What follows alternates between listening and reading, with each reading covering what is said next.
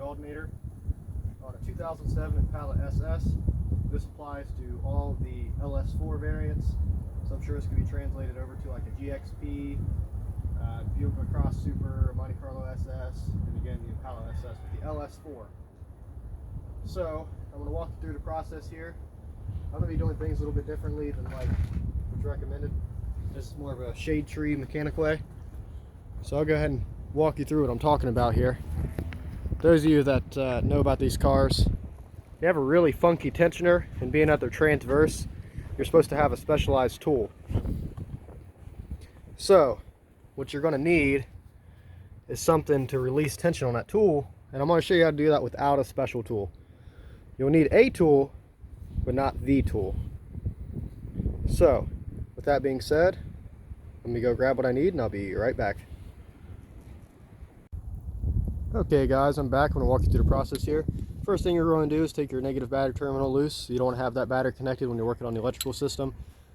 There's always potential to cause shorts and other things of that nature. So I'm just going to go ahead and take the negative battery terminal loose. It's a 10mm socket, at least in my case. If your battery terminals have been changed, it might be different. So we'll go ahead and do that first. You always want to take the negative battery terminal loose first. Oh, it's twisted. That way you prevent shorting the positive circuit to ground, because if I was over here working on the positive one, I can touch it to a piece of metal and short out my battery. So you always put the negative one on, take it off last, and you put the positive one on first. So in this case, I'm just going to disconnect the negative one, that way the battery doesn't have a complete circuit. Alright, next thing, here's where the special tool comes into play. And I do apologize for the weather conditions. It's pretty cold out here. It's snowing. So bear with me. Anyhow, those of you know, like I said, this needs a special tensioner tool. I'm going to show you a hillbilly way. This is actually a way my dad showed me on his SS. So I'll bring you in to show you what I mean. What you're going to want to do is turn your driver's wheel, turn your wheels all the way to the right. That way you can get up in here. Now in here, there's a splash shield. The splash shield has two plastic clips. They look like Phillips head screws. They're not, they're just clips. So you thread them out a little bit, pull them out. And this splash shield actually has three clips. There's one back here, it's kind of hidden. I'm not gonna worry about that one, I just wanted to bend it out of the way. You can take it off completely if that makes you feel comfortable. Mine's already broken, so I don't really care. Now, here's the trick. You should use a crowbar or whatever you have similar. I can't find my crowbar, so I'm using a tire spoon. If you look right here, this spring, that's your tensioner pulley. Now I will warn you, doing it this method might bend your car up just a little bit right there. Now the trick is, take this tire spoon, you take like the hook it in, or like a crowbar, stick it up in between the body of the car. If I can get it one-handed. And you're gonna put this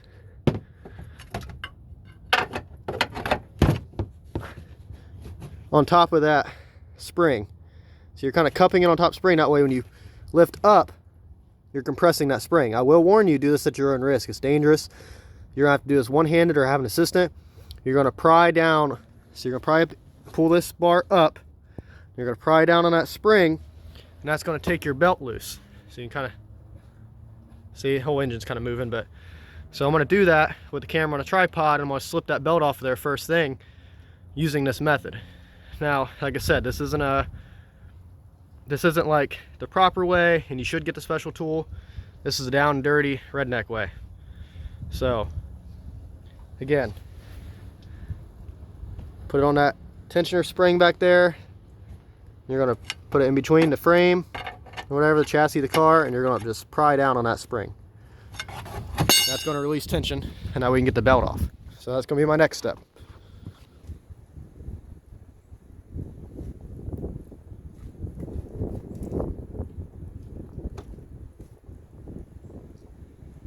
Okay.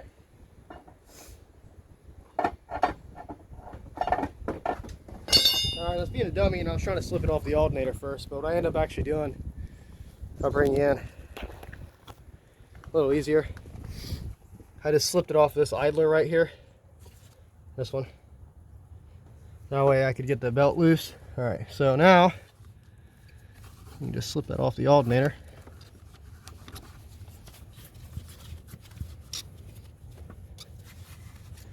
Try to keep the diagram routing about the same. You gotta be careful you don't take your fingers off using that hillbilly method, but if you're careful, you'll be alright. Okay, anyway, the belt's loose. Now I can take the alternator loose. What you're gonna want for that, you're gonna take the wire loose first and back of the alternator. It's a 13 millimeter. So if you look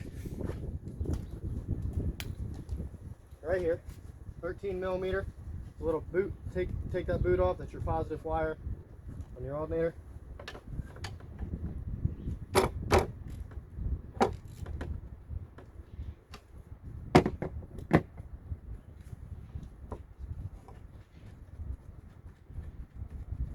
Try not to drop it into oblivion. Okay, so and you're going to take your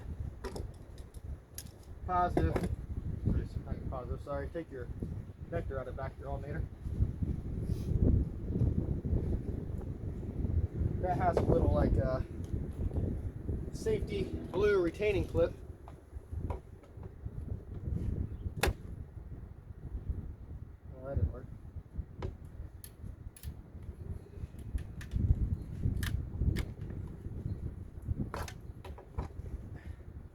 Slide that out. Then we're going to take the bolts for the alternator out. Sorry, I'm stumbling over my words here. That's going to be a 15 millimeter. Might need a little extension for those ones down there. So you got 4 bolts.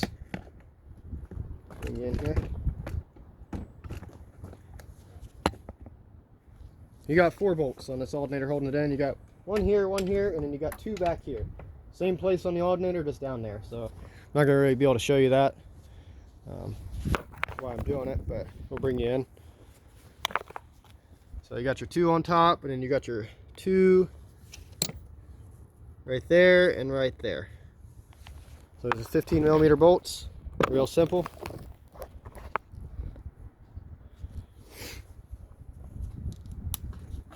I'm not using any power tools right now. It's too late to get my stuff out.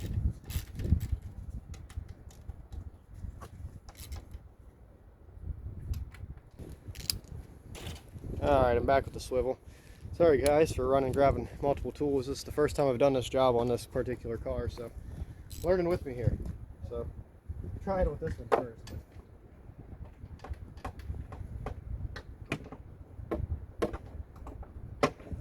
Probably need my swivel with the shallow socket.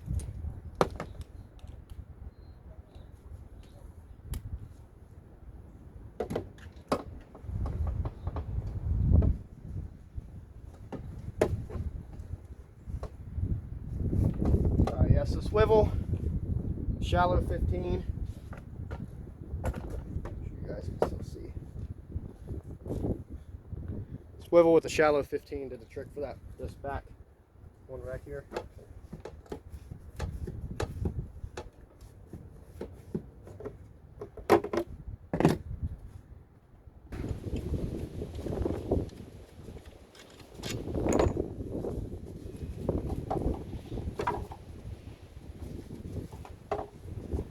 Lift it up out of there, and we're good to go. All right, there we have it. Got our Denso alternator there, GM. Bearings sound a little rough in it. And I'll come back with a new alternator and show you the process in reverse. Okay guys, I'm back with my Rock Auto alternator here, and had to switch out phones as well. My old phone just died on me, so anyway, we're going to do the process in reverse now. So get our new alternator out. It's always a good idea to compare the new one to the old one. Make sure you're getting the same thing where you go trying to install it.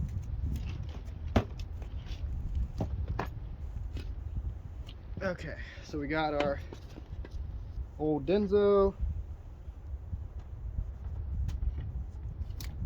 And we got our new Wilson brand. Bearings sound way better in this one. I'll see if I can bring you guys in to hear what the old one sounds like.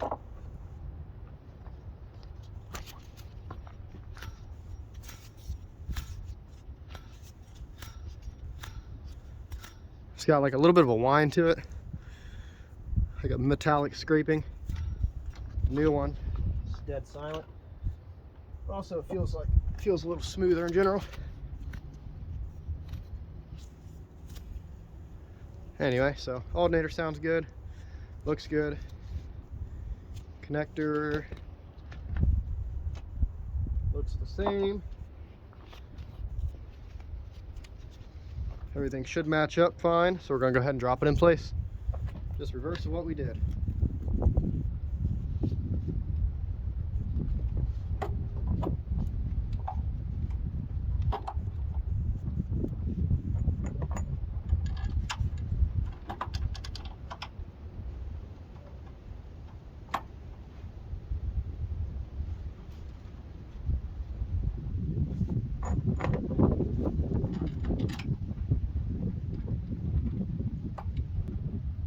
It's always a good idea to get all the bolts in and kind of thread it in before you tighten them down. That way if the alternator has any shift or anything in it, they're all seated and you don't risk cross-threading it. So like right now you see I've already got 2 in.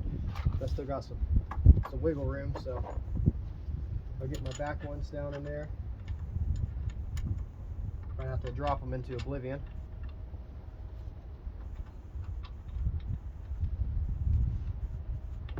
Videos.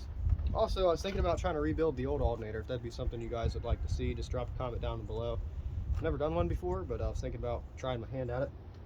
I don't have to turn it in as a core, so I was thinking about holding on to it and rebuilding it. I don't know how long this Wilson one will last. The reviews seem decent on them. So I got it from Rock Auto. It's just hit or miss when you get parts online, especially electronic parts. Alright, that's on there. Go ahead and put the belt back on now. So what I'm going to do is I'm going to slip it back on the alternator first and leave it off this little idler that's right here. This one is directly below the power steering pump reservoir.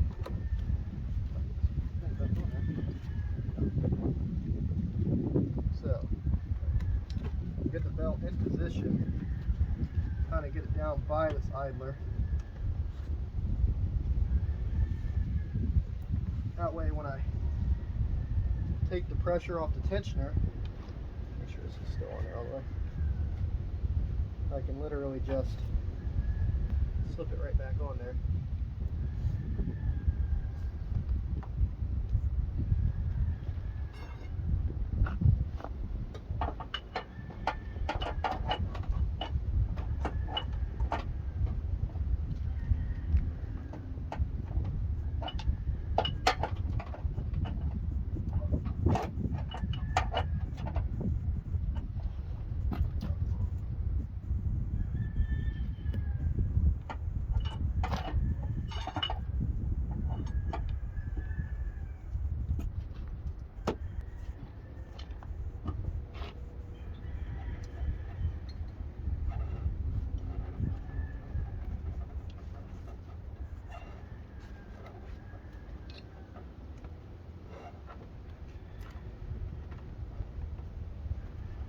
There we go. It's back on there. High bar method worked. Now we can get our connectors back on. Then pop this bad boy back in. Okay.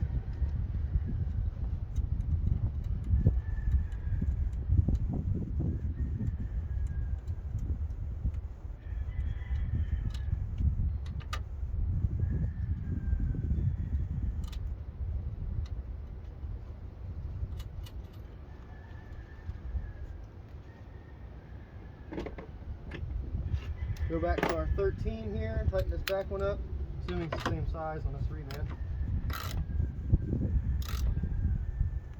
Okay. Done.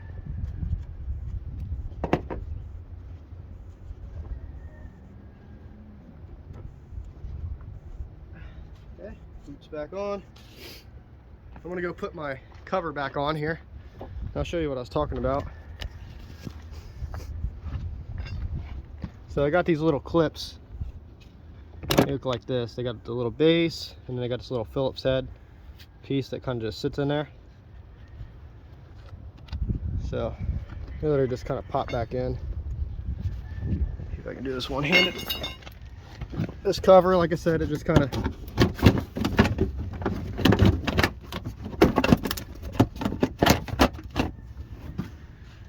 sits in there, and then those clips go there and there. Let me bring you back up top. All right, I'm back. Splash shield's on. We'll go ahead and reconnect our battery here, and we'll fire it up, and we'll get a readout on it, see if it's charging.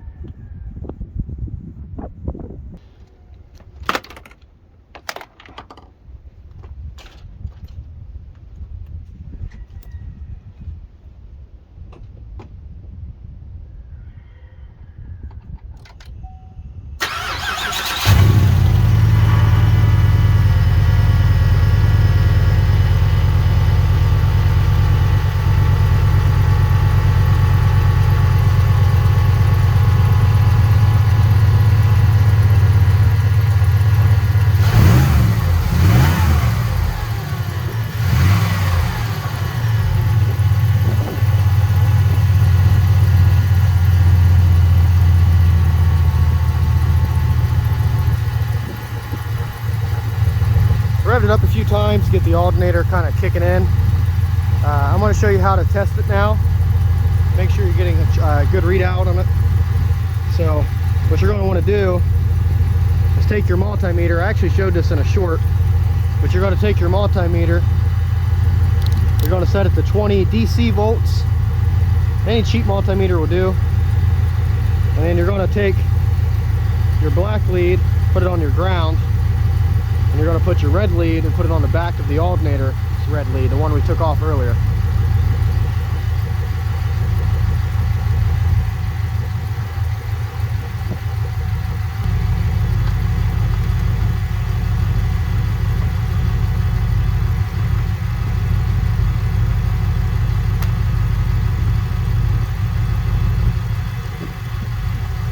What you should be getting is about 13 and a half to 14 and a half, somewhere in there. If you look here, we're getting 14.5. This tells us we're charging. Alternator's working good. We'll double check at the battery, make sure the battery's getting that kind of readout too. Make sure we have a good connection.